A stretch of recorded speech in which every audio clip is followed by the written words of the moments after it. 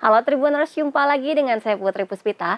Kali ini di studio Tribun Jabar kita kedatangan dari teman-teman dari Kampung Maleber nih Tribuners ya. Ini sudah ada kedatangan Ibu Lurah. Halo, selamat pagi Ibu Lurah. Selamat pagi. Sama Ibu Tina ya Bu ya. Dan juga ada Ibu Novi. Iya, Novita. Gimana nih Ibu-ibu kabarnya pagi hari ini? Alhamdulillah, cuaca panas harus semangat tetap. Nah, ini ada Ibu Lurah dan sama Ibu Novi ya. Kita pengen ngobrolin sesuatu yang lagi ini ya Bu ya, perlu diketahui sama masyarakat juga nih, sama Tribuners, yaitu mengenai kampung berkualitas. Mungkin kalau Tribuners dulu mengenalnya kampung KB. KB itu keluarga berencana ya Bu ya.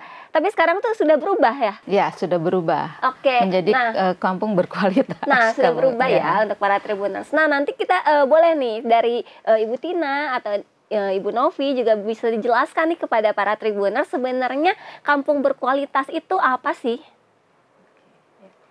Enggak. Jadi kampung KB ya disebutnya itu adalah program pemerintah dan ini untuk mengintegrasikan program kependudukan keluarga berencana seperti itu, dan kemudian pembangunan keluarga seperti yang disebutkan KKBPK gitu ya.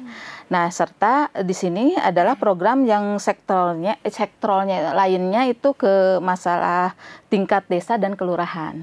Dan kemudian dengan tujuannya itu untuk meningkatkan kualitas ya Bu ya. Meningkatkan kualitas hidup masyarakat untuk melalui pembentukan program Kampung KB Keluarga Berencana ini. Kemudian program ini dilaksanakan seperti untuk mengulangi masalah di masyarakat di mana program kependudukan dan kesejahteraan sosial seperti itu.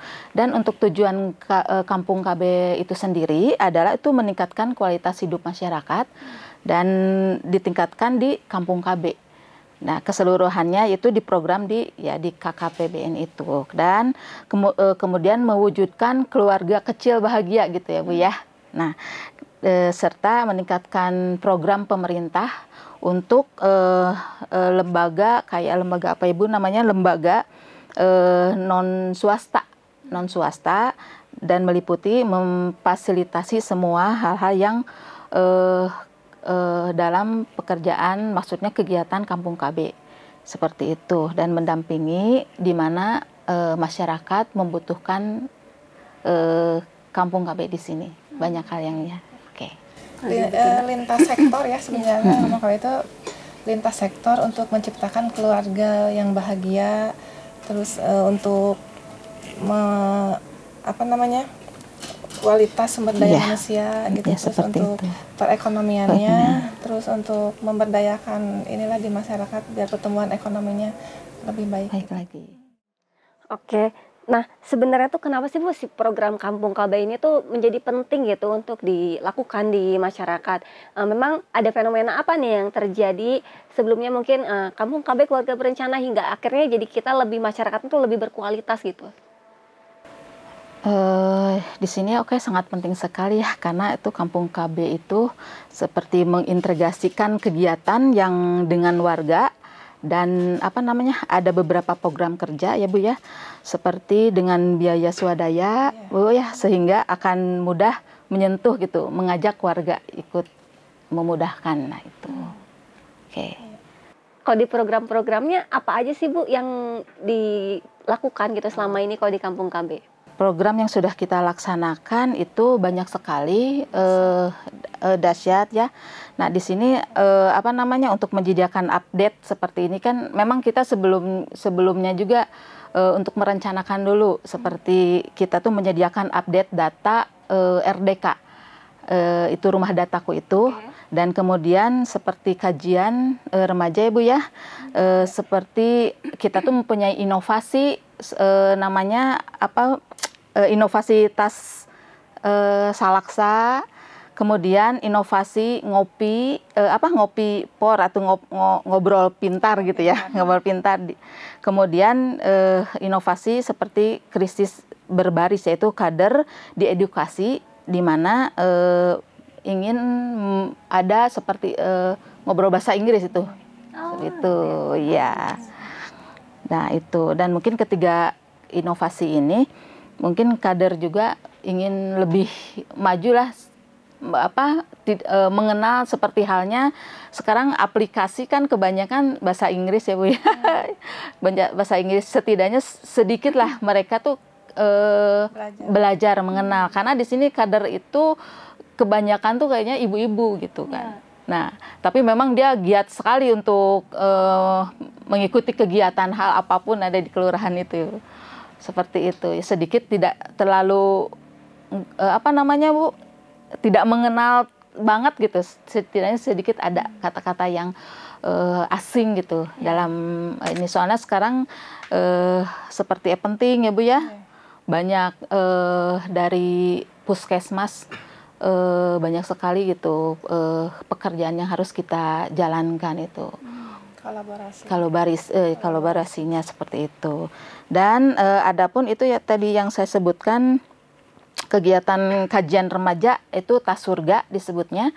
Nah, di sini melibatkan pemateri itu COWPA yang ada di kecamatan ya, dan BPKBN juga, seperti mengundang ustadz juga. Ya. Kemudian penyuluhan Tribina di mana ada BKB, BKR sama BKL. BKB itu Bina Keluarga Balita, dan BKL itu Bina Keluarga Lansia, dan BKR itu Bina Keluarga Remaja. Dan kemudian ada yang tadi disebutkan ada Gebiar Kampung Gebiar apa Bu? Namanya tuh KB Bersama ya. KB Bersama kayak dengan PKB Safari. Gitu, Safari KB gitu ya. Gebiar gratis. Karena di sini mencakup satu di mana ada ibu yang sudah melebihi anak gitu kan, ada cukup, maksudnya sampai 4 atau 5 itu kami itu pantau. Dan dikasih masukan bagaimana ekonominya, apanya seperti itu. Nah, itu disebut ada KB Mau. Mau itu di steril, Bu. Iya, di steril, di mana mungkin ya stop lah untuk mempunyai anak. Nah, mungkin itu kalau kita ingin, Bu, itu biayanya sangat besar sekali ya, Bu. Berarti kalau ini gratis? Gratis, kami itu selalu ada program itu. Dan kemudian KB di mana ada satu ingin KB IUD, implan itu. Emang itu setiap bulan kita bekerja sama dengan puskesmas dan rumah sakit. Iya. Berarti di kampung KB ini memang membantu segala aspek, mulai dari bayi sampai tadi remaja sampai ibu-ibunya semuanya dibimbing gitu ya supaya menjadi keluarga yang berkualitas. Nah, kalau tadi mulai dari yang puskesmas untuk balita, berarti memang benar-benar dipantau ya Bu perkembangan para bayinya. Iya, seperti itu. Dimana kan sekarang udah banyak yang program stunting ya Bu ya. Nah, kami pun mengadakan makanan seperti dahsyat dapur sehat gratis. Di sana dipantau juga. Nah, di sini Kampung KB pun turut ikut serta dalam hal itu. Gitu. Berarti itu untuk ibu hamil dan balita menyusui ya. Jadi yang kita patok dilihat itu satu dari ibu hamil dulu kan, karena 1000 kehidupan yang pertama itu gitu. Kemudian ibu menyusui dan ibu baduta dan balita. Oke, seperti itu. Nah, tadi juga menarik ya, ternyata di Kampung KB ada untuk para remajanya Tasurga tadi ya Bu ya. Tasurga. Nah, ini apalagi kalau sekarang kan gaya hidupnya udah berbeda kali ya Bu sama zaman dulu ya. Nah, ini kenapa sih Kampung KB ini peduli gitu sama untuk para perempuan supaya lebih kehidupannya berkualitas di zaman yang sekarang tuh kayaknya agak-agak serem ya Bu pergaulannya ya. Memang sekarang kan memang di setiap RT RW ya kita jadi tuh agar supaya berkualitas untuk remaja. Jadi di kelurahan itu sudah ada sosialisasi bekerja sama dengan WPA. Salah satunya adalah edukasi untuk para remaja yang mulai ABG lah gitu ya. Jadi disosialisasi masalah AIDS yang pertama, terus PTM. Menular penyakit menular PTM itu. Terus lalu untuk pranikah nih, nah diedukasi juga karena untuk menghasilkan anak-anak yang berkualitas nantinya harus diedukasi dulu di usia berapa, terus dikasih arahan lah untuk pranikah itu ada gitu, sama KUA juga, sama kampung di dinas KB juga, terus puskesmas juga, jadi semuanya ini bekerja sama kolaborasi ya. Gitu. Iya. Nah, ini menarik ya Bu ya, karena ternyata nggak semua daerah punya kayak kampung KB kayak gini gitu. Apalagi kalau misalnya kita baru sepertinya mau pranikah, kan kita suka bingung ya apa aja yang harus disiapin. Berarti ini memang benar-benar didampingi gitu ya Bu ya? Terus didampingi, dipantau, dan ya itulah tetap kader yang harus bekerja sama dengan kelurahan, seperti itu ya. Nah, tantangannya apa sih Bu selama ini kan mungkin aja ada yang nggak usah, nggak perlu gitu, kita mah cari tahu sendiri, atau seperti apa tantangannya selama ini? Tantangannya paling ada yang takut ya kalau misalkan disuruh periksa penyakit menular, biasanya ada penyakit HIV ya, itu sebetulnya sih ada beberapa, tapi itu dirahasiakan ya, itu kan ada datanya. Cuman kita kepada para remaja tetap harus diedukasi, jadi tidak akan salah langkah lah gitu. Gitu. Tantangannya itu takut, warga itu kadang-kadang takut untuk memeriksakan diri, terus aja. Jadi pintar-pintarnya kita ngasih edukasi gitu, mengajak. Iya, ya itulah untuk karena mungkin mindset warga tuh beda-beda ya Bu ya. Jadi sulit untuk merubah mindset warga. Kayaknya seperti itu. Jadi perlu terus-menerus untuk edukasi ya, kunjungan rumah ya mungkin ya Bu ya. Nah, di situ kita harus ada pendataan tertentu gitu untuk orang-orang yang memang mempunyai penyakit menular seperti itu Bu. Iya.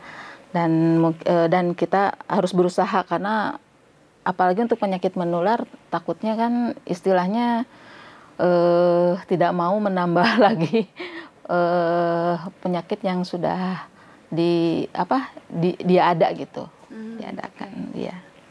Nah, kalau tadi bahas sudah tentang berarti sosialisasi soal penyakit menular, terus juga kayak tadi kalau misalnya keluarga berencana kita ingatnya 2 anak cukup gitu ya. Nah, kalau di kampung KB sendiri ketika misalnya udah punya lebih dari 2 anak nih, biasanya kayak untuk mengedukasi orang tuanya supaya kayak tadi misalnya anaknya udah 4, udah ya Bu, untuk stop dulu, jangan dulu punya anak lagi gitu. Itu ada tantangan tersendiri nggak sih Bu selama bersama warga itu? Ada pastinya Bu, ada tantangannya. Iya, karena masih ada istilah apa Bu? Namanya banyak anak banyak rezeki ya. Seperti itu. Jadi kadang-kadang gini Bu, saya menemukan di posyandu kan tiap bulan ya. Jadi ada puskesmasnya juga yang memeriksa, dan balitanya juga hadir. Jadi angka stunting itu kan di Kota Bandung itu masih tinggi ya, belum zero. Jadi khususnya di Kelurahan Maleber nih masih ada beberapa orang lah yang stunting, itu harus penanganan khusus. Nah, tentunya yang salah satunya adalah yang orang tuanya yang anaknya udah 4 misalkan, tetapi ekonominya kurang, mohon maaf ya kurang gitu. Nah itu terus anaknya juga kurang gizi gitu, ditemukan ada. Nah itu benar-benar harus dipantau, itu tiap bulan, sebulan berapa kali lah ada untuk pemantauan dari kadar, dari puskesmas juga. Jadi berat badan, tinggi badannya dipantau terus, naik gitu. Nah, ini berarti para orang tuanya pun ini nggak sih Bu, agak susah nggak sih Bu untuk mensosialisasikan kepada orang tuanya gitu, kayak kan kadang ada aja orang tua yang denial gitu ya. Nah, kalau seperti itu bagaimana nih? Apalagi kan kampung KB ini juga untuk menerima, kayak untuk menjadi kampung KB memang nggak mudah ya Bu ya, sebutannya gimana? Paling kita kalau memang ada warga yang memang susah banget untuk disosialisasi, kita meminta bantuan ke puskesmas untuk selalu didampingi. Iya. Dan kita tentunya sih tidak memaksakan sih dengan hal itu ya. Dan mereka pun makin kesini mungkin saya melihat itu sekarang sudah mulai mengerti dengan apa sih kampung KB itu gitu. Iya. Kasih arahan. Nah, kalau untuk kegiatannya sendiri, apakah saat weekend aja atau emang dari Senin sampai Minggu tuh pasti ada jadwal kegiatannya Bu untuk di kampung KB? Kalau untuk jadwal kita memprioritaskan sih memang setiap sebulan sekali. Kita harus ada kegiatan apapun itulah. Meskipun untuk kadang kan kita tuh untuk mengajak warga itu nggak mudah kan ya itu. Dengan caranya seperti itu ya, tetap kita selalu mengajak kader untuk bisa memberi arahan atau memberi ajakan lah untuk ikut program Kampung KB sini. Iya. Pasti halnya kita juga mengadakan kegiatan yang menarik-menarik lah untuk bisa mereka apa aja sih gitu kan, untuk mereka jadi penasaran dari isi kegiatan itu. Tapi alhamdulillah selalu banyak dilaporkan juga kan ada ininya Bu, ada pelaporannya gitu dari link gitu. Iya. Setiap kali kegiatan Kampung KB pasti ada. Gitu. Di-upload, iya. Nah sebenarnya kalau misalnya agak mengulas soal Kampung KB ya, apakah memang semua kampung di Kota Bandung bisa langsung bisa mendapatkan ini namanya Kampung KB, atau ada cara tertentu nih untuk bisa mendapatkan nama ini tuh Kampung KB gitu Bu? Sebetulnya udah di seluruh Kota Bandung, program di kelurahan-kelurahan ada Kampung KB, satu gitu. Cuman kemarin itu waktu saya dengar harus dulu kan di RW Bu ininya ya, di RW adanya, sekarang di kelurahan programnya gitu. Jadi tiap kelurahan ada se-Kota Bandung. Namanya pun Kampung KB, misalkan Maleber Kampung KB Selaksa. Kalau di yang lain Kampung KB apa gitu. Jadi yang membedakan namanya aja. Cuman programnya mungkin sama se-Kota Bandung, cuma inovasinya yang berbeda-beda. Kegiatannya hampir sama ya. Iya. Nah, kalau di Kampung KB ini ada ini nggak sih Bu untuk meningkatkan perekonomian warga? Apalagi sekarang kan suka banyak yang UMKM gitu, versi rumahan gitu. Iya, kebetulan kami juga ada program, yaitu yang inovasi kita itu mengadakan pastry itu, mengajak ibu-ibu untuk mengikuti memasak gitu untuk UMKM itu, membuat kue seperti itu, dan ini akan terlaksana lah sekarang, dan banyak sekali yang minat.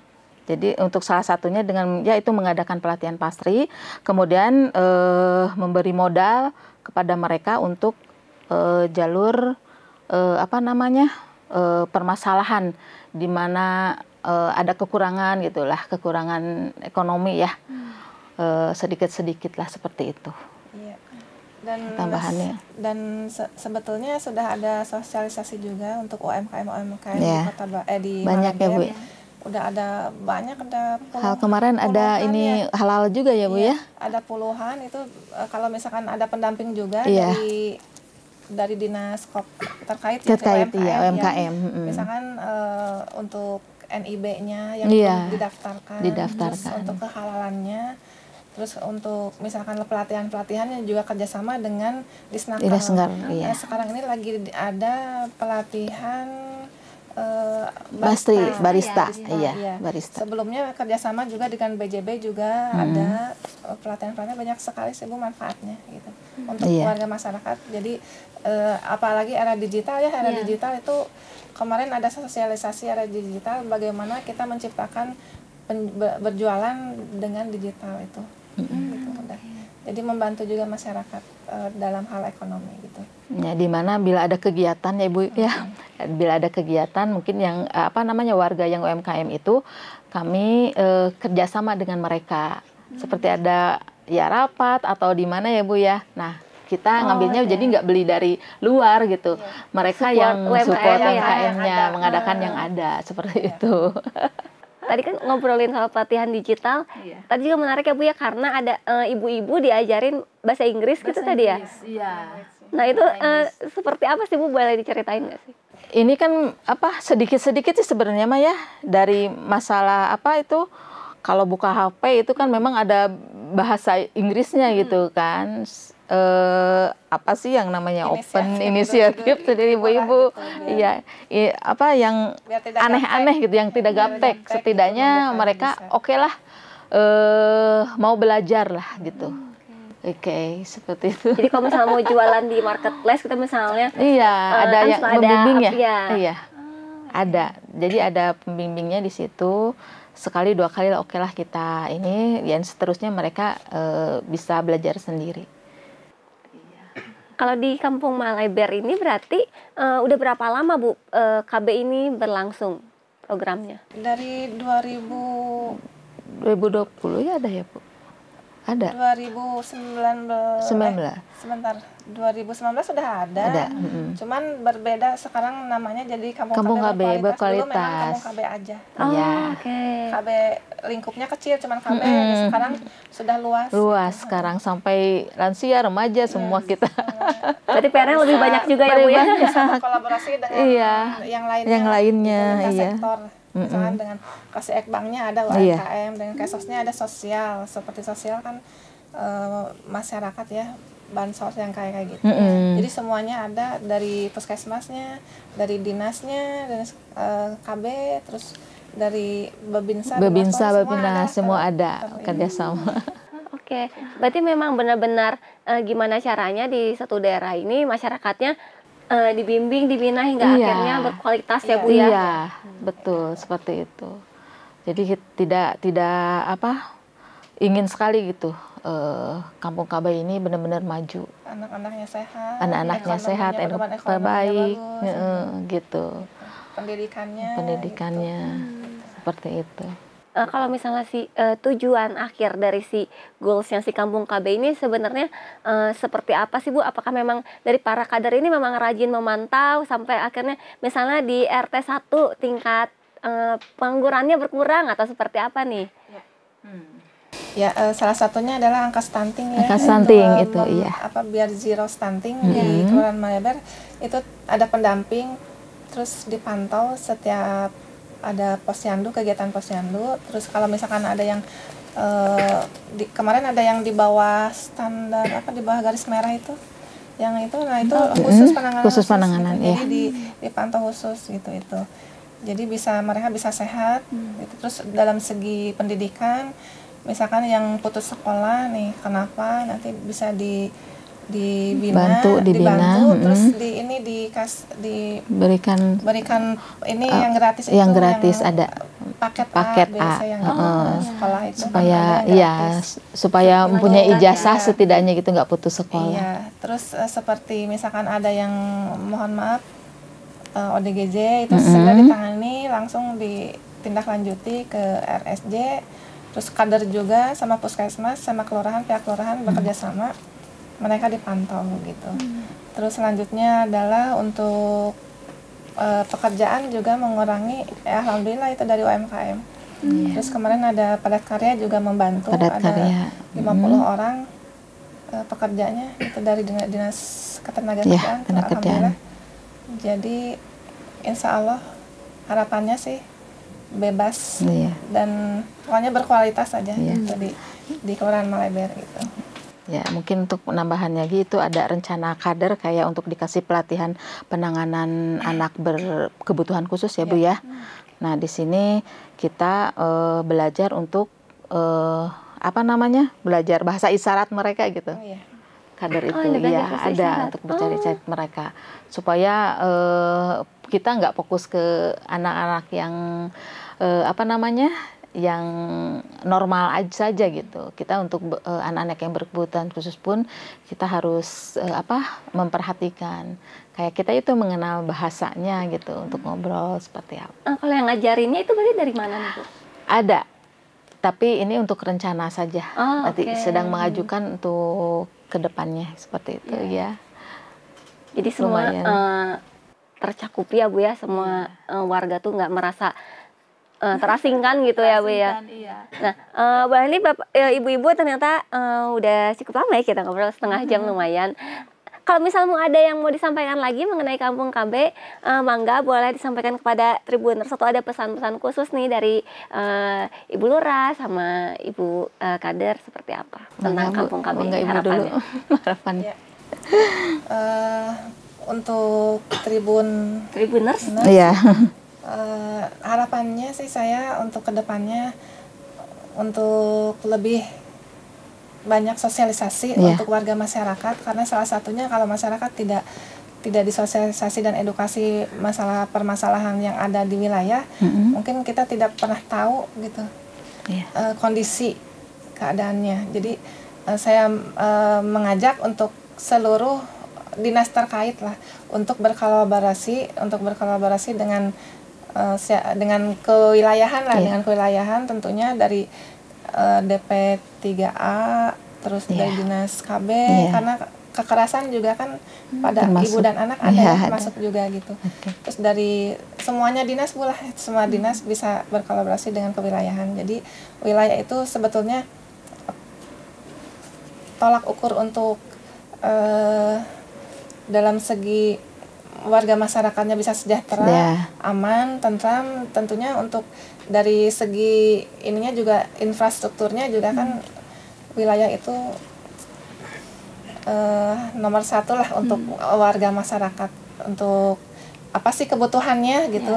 Jadi harus bisa menampung aspirasi masyarakat, kita pun harus bisa merealisasikannya, insya Allah untuk ke tingkat Kota Bandung gitu, untuk kami sampaikan gitu.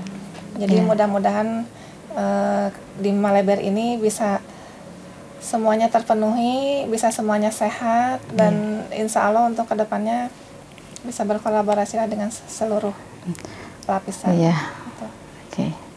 Boleh dari Ibu Novi mau ada? Kalau dari saya mungkin yaitu yang Ibu tadi jelaskan juga sama, dan keinginan itu meningkatkan kesadaran masyarakat ya tentunya untuk mengikuti kegiatan yang selalu kita adakan untuk penambahan apa namanya Bu, CSR itu CSR ya, untuk mendapatkan swadaya juga ya, mendukung kampung KB itu kegiatannya bisa terlaksana terus gitu. Karena sebenarnya kampung KB ini tidak ada anggaran gitu. Tidak ada anggaran. Jadi sendiri kadang-kadang dari kalau tidak ada CSR kan dari mana gitu. Dari mana? Kita tidak bisa untuk keluarga pun kan bukannya membantu kan kita sebenarnya seperti itu. Mudah-mudahan untuk kedepannya seperti itu Bu ya, ada dana untuk kegiatan Kampung KB ini 2026. Iya, seperti itu. Baik, mau ada yang disampaikan lagi atau sudah cukup? Oh, sudah cukup Bu. Sudah cukup Ibu. Baik, demikian Tribuners, kita ngobrol-ngobrol mengenai kampung berkualitas dari Maleber. Semoga informasinya bermanfaat, dan juga jangan lupa untuk para Tribuners update pemberitaannya di tribunjabar.id. Saya Putri Puspita bersama kru yang bertugas pamit undur diri, sampai jumpa lagi di program yang lainnya.